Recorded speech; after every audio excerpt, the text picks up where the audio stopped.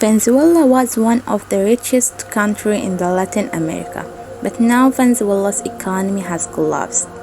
The country is plagued by hyperinflation, severe shortages of food and medicine, and a dire humanitarian crisis that further deteriorated in 2020 as a result of the political crisis. The power struggle in Venezuela has been raging since it erupted after the inauguration of the parliament speaker Guaido himself as interim president in January 23, 2019. That with the support of the opposition that controlled the National Assembly.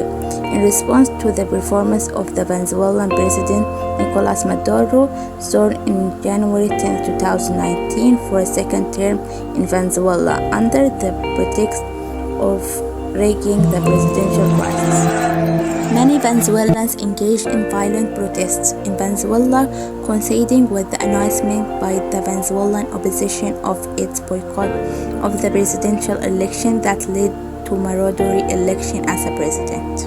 Maduro has been supported by Russia, China, and Iran. However, Guaido has been supported by the most of Western and Latin American countries. Even during the catastrophic power struggle in Venezuela, it's possible to find a compromise solution. All sides and Washington will need to be flexible in accepting it. Seeing that the government and opposition in Venezuela have reached a break-even point, and the government controls arms and they have important international alliances, but lack popular support.